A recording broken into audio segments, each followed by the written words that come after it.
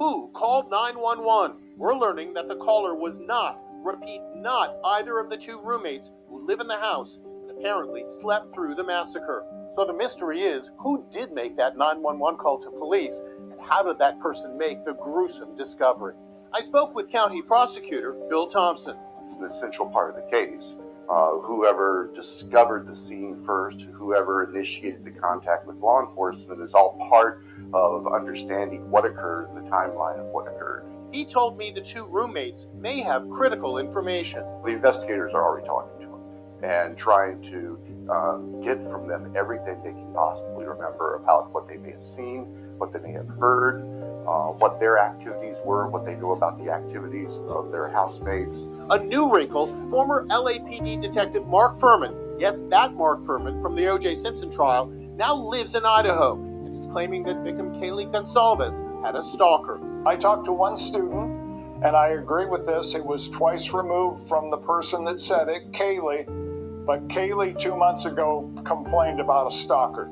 Only when I This social media video shows all 5 women in the kitchen of the house they shared. We're learning that the killer, for some reason, bypassed the rooms where the 2 young survivors were sleeping. Their story was they heard partying, they heard noise, but they just, as usual, said, there's partying going on, they locked the door. Another mystery, where was Kaylee's dog the night of the killing? Why didn't his barking wake everyone up?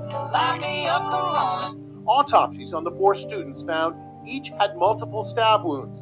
Some had defensive wounds, showing they fought with the attacker, and there was no sexual assault. County Coroner Kathy Maput is describing the murders as personal. Were they found in beds?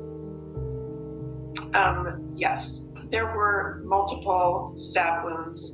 The fatal ones were to the chest area or the upper body area. The father of Xana Kernodle says her wounds show she fought for her life. Bruises, maybe hurt by the knife or whatever. Yeah. She's a tough kid. Whatever she wanted to do, she could do it. And we're learning that another victim, Madison Mogan, had planned to spend Thanksgiving with the family of her boyfriend, Jake Schreiger.